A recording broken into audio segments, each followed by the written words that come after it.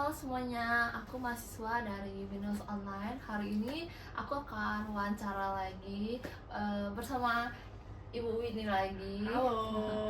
Cuma hari ini temanya berbeda ya. Hari ini kita akan bahas tentang peran-peran nilai keagamaan dalam mendorong kolaborasi UMKM di era digital. Okay. Halo Ibu Winnie. Halo Winnie.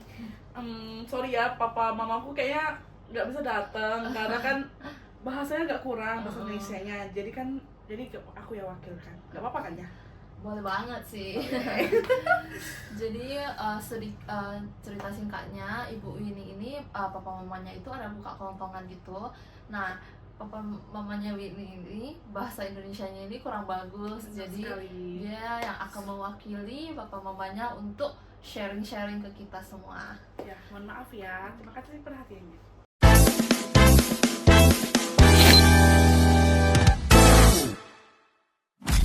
Halo semuanya, nama aku Winnie.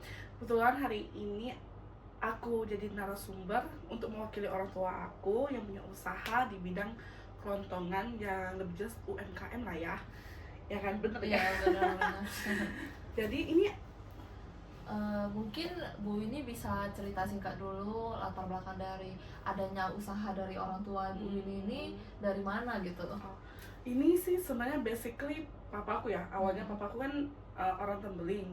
Jadi papaku tuh punya usaha dia buka kelontongan gitu di Tanjung Pinang. Nah, tapi setelah dia nikah sama mama aku, awalnya sih papaku juga kurang tahu sih gimana, tapi kayak tiba-tiba pengen aja nih ke Kijang. Mungkin basically mamaku stay-nya di Kijang ya. Jadi papaku ikut ke Kijang juga.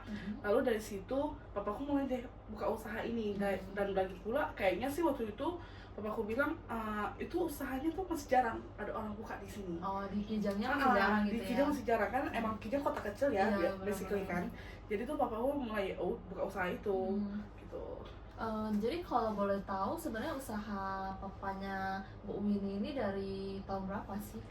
Untuk pastinya ya tahun berapa, aku udah pernah nanya, itu dulu juga udah pernah nanya nih, maksudnya kayak kapan nih buka usaha ini, kok bisa kepikiran gitu mau buka usaha ini gitu kan. Tapi papaku bilang dia lupa, maksudnya kayak pastinya kapan tuh nggak ingat sama sekali. Tapi kalau bisa perkiraan dari umur papaku sama udah punya anak-anak yang lainnya juga kan, itu kayaknya udah 40 tahunan sih berjalan usaha itu. Lama banget ya? Iya, Berarti lama banget ya. Ya. Ya dari lama itulah akhirnya kami ini kan bisa sekolah dengan baik gitu kan. Iya, gitu. Oke, mungkin kita langsung ke pertanyaan yang lebih serius kali ya. Selama orang tua Ibu Winnie membuka UMKM ini, menurut Ibu Winnie apa sih tantangan utamanya, apalagi terutama sekarang di era digital kan, semua orang pada belanja online gitu. Apakah tantangan utama dari usaha orang tua Ibu Winnie? Karena sebelumnya karena aku sendiri kan nggak terlalu memegang usaha papaku ya, karena kan emang papaku sama kokoku yang pegang semuanya. Tapi kalau secara garis besar sih tentunya ada tantangan tersendiri ya, apalagi di era digitalisasi ini semuanya kan cepat, efisien, cepat, dan itu online, dan itu kan sangat memudahkan masyarakat tentunya pasti. Tapi karena konsep toko papaku ini, khususnya kelontongan ini kan memang konsepnya tuh cuma manual aja. Jadi tuh pasti adanya saingan. Saingan tuh kayak tadi kamu bilang itu, saingan tuh secara online. Dimana-mana kan apalagi sekarang UMKM, maksudnya UMKM sejenis itu menawarkan jasa seperti pengantaran, atau ada nih diskon hal-hal tertentu yang mereka share lewat secara platform online dan segalanya itu. Tentunya dari papaku juga ada yang kayak bukan minus sih, bukan minder juga, tapi kayak pasti ada kepikiran, loh kok harganya nggak sesuai nih sama yang harga di pasaran. Yang pertama itu tentunya. Yang kedua, papaku juga nggak ada maksudnya menawarkan jasa untuk pengantaran gitu loh. Nah itu tentu jadi itu agak mengurangi sih, tapi basically nggak terlalu berdampak ke kitanya gitu, karena kan papaku ini kan juga udah lama ya, udah lama juga kan. Jadi kayak mungkin ada sedikit pamor atau nama. Jadi kan orang-orang kalau misalnya apalagi untuk kota Kijang ini tentunya untuk misal online ini nggak terlalu yang berefek gitu, karena orang-orang ini kan masih manual ya intinya. Orang ibu-ibu juga masih kayak pengen belanja nih langsung. Ibu-ibu juga jarang emang sih digital ini pasti ibu-ibu ada main HP pasti tentunya, tapi kan tidak semuanya mengerti cara pembelanjaan online seperti itu. Nah jadi menurut aku tuh kalau misalnya lebih era digitalisasi lebih ke persaingan aja sih, tapi kalau untuk digitalisasinya secara langsung itu tidak berdampak sama sekali. Bukan tidak berdampak, tapi tidak sedikit berdampak, Iya, tapi tidak tidak banyak gitu tidak ya. banyak, benar sekali. Apalagi kan UMKM ibu ini kan ada sayur-sayuran yang fresh gitu gitu, itu Benar, kan benar. belum bisa beli online ya. Soalnya Mungkin saya bisa beli online sih, cuman kayaknya agak kurang iya, kalau misalnya beli iya, online kan, apalagi kan kalau misalnya di kota kecil ini kan lebih banyak, mungkin maksudnya ya memang stoknya juga nggak terlalu banyak itu, dan penduduknya juga nggak terlalu banyak kan, jadi kalau misalnya itu pasti memang bisa lebih freshnya ya kita langsung beli Iya. di tempat gitu ya, Iya, istilahnya seperti itu. benar-benar. Terus tadi kan kita membahas era digitalnya nih, jadi apakah toko ibu ini bisa nggak sih kayak pesan melalui WhatsApp ya, yang paling gampang tuh kayak WhatsApp, atau enggak ya misalnya kayak ada yang minta WhatsAppnya nih, kira-kira mau pesen apa hari ini, nanti bisa nggak diantarin gitu, ada nggak sih? Kalau untuk itu papa tadi sih ada bilang juga kalau misal untuk WhatsApp, karena papaku kurang bisa baca jadi tuh kalau WhatsApp tuh agak kurang ya. Jadi untuk kalau misal platform di kita memang dari papa, memang Koko juga ada sih, tapi basically semua papa yang manage. Jadi kalau misalnya untuk platform online untuk saat ini, mohon maaf ya teman-teman semua, belum ada.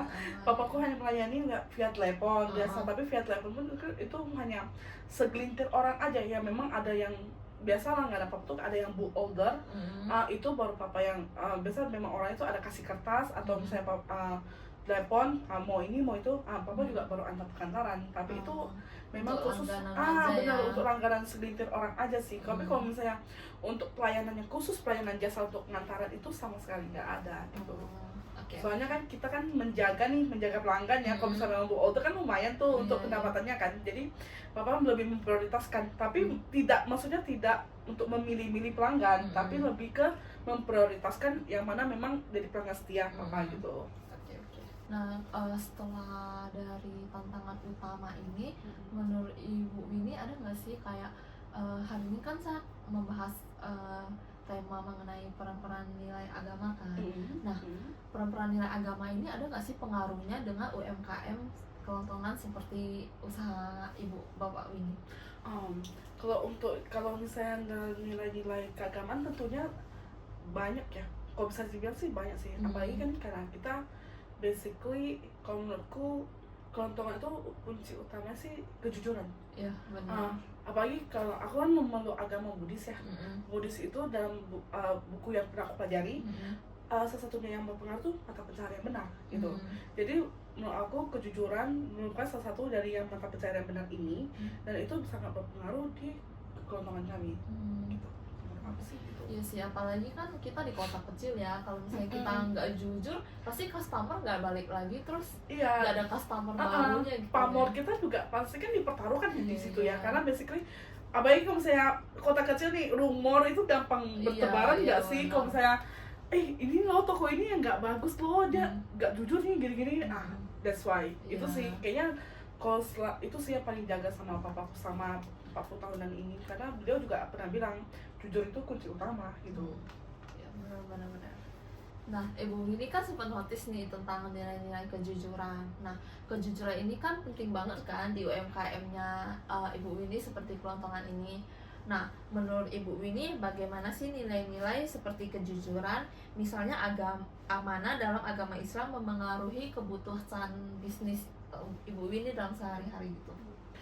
Kalau untuk perusahaan mungkin aku basically kan seperti tadi yang aku bilang, aku tidak nyemplung sama sekali di usaha ini, karena kan memang papaku sama kokoku yang manage.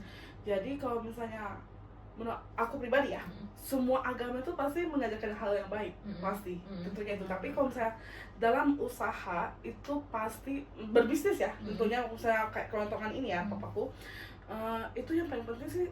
Yang pertama menurut aku kejujuran seperti yang tadi aku bilang, yang kedua itu kualitas barang. Ya, menurut aku kejujuran itu penting karena sekarang tuh banyak, misalnya kayak orang-orang pasti pengen dong margin profitnya lebih besar nih daripada apa sih, ada di perhitungan tersendiri kan. Nah, bagaimana sih cara biar orang-orang tuh bisa tuh margin profitnya lebih besar tapi barangnya tuh tetap ya, misalnya nggak secara utuh tapi barangnya tuh nggak ya terlalu cepat habis gitu kan. Nah, orang-orang kadang main permainan nih, kayak oke, aku jual sekilo gula tapi nanti aku kurangin jadi 900 atau 900 gram jadi 9 ons, itu bisa aja. Karena dulu aku pernah dikerja di suatu swalayan, kita nggak usah bilang merek, tapi swalayan itu bos aku ngajarin bahwa kalau misalnya kalian mau isi gula itu nggak usah 100% 1 kilo, jadi bakal dikurangin. Nah, itu yang buat itu contoh yang gak baik. Dan basically itu dalam agama Buddha tentunya, aku nggak ini ya, nggak, aku universal aja sih, maksudnya itu juga salah satu dosa gitu. Dan tentunya agama-agama lain juga mengajarkan hal sama gitu loh. Dan itu kan nggak boleh, dan itu kan itu mengurangi timbangan dan itu sangat bersalah gitu loh. Yang kedua, kualitas. Tentunya kualitas itu sangat harus dijaga sih kalau menurut aku, karena apalagi papa aku kan dua kelontongan itu basically banyaknya bahan-bahan makanan gitu kan.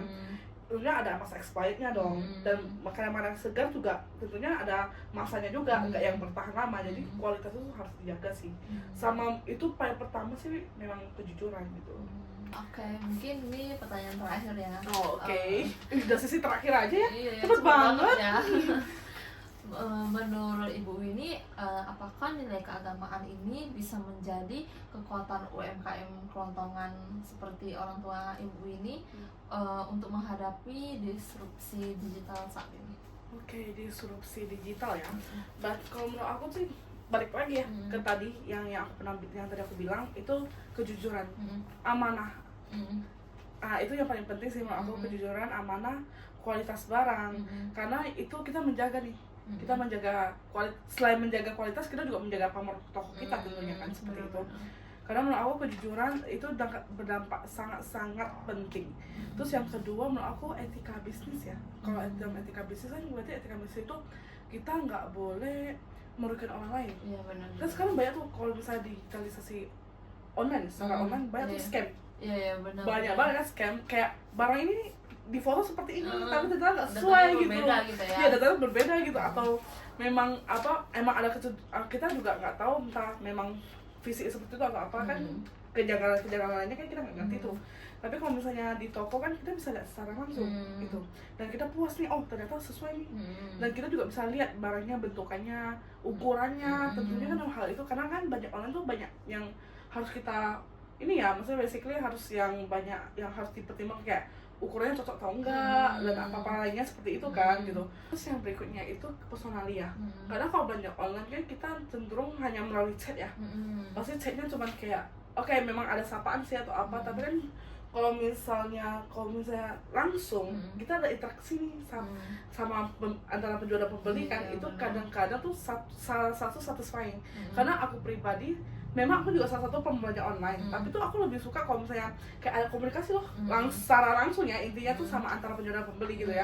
Itu membuat aku merasa kayak oke, I can trust this gitu. Oke, ini bener nih kayak ini, dan lagi pula seperti yang aku bilang, barangnya juga real, jadi kita bisa enak gitu membayangkannya seperti itu. Itu aja sih kalau menurut aku. Ya, benar-benar sih. Jadi kesimpulannya dari UMKM kelontongannya orang tua Ibu Winnie, mungkin nilai-nilai kejujuran ini yang paling nomor satu gitu ya. Benar, iya. Kayaknya kalau bisa kejujuran di segala aspek ya, nggak cuma hanya di dalam dunia bisnis sih, dalam dunia pekerjaan, sekolahan juga, politik dan apapun itu juga pasti semua kejujuran paling utama sih menurut aku. Iya, benar. Jadi mungkin sekian aja yang kita bahas hari ini mengenai UMKM orang tua dari Ibu Winnie. Terima kasih Ibu Winnie sudah meluangkan waktunya lagi untuk saya wawancara. Terima kasih juga udah undang aku di sini untuk berbagi sama teman-teman sekalian. Sekian wawancara saya bersama Ibu Winnie hari ini. Sampai jumpa di wawancara selanjutnya. Bye.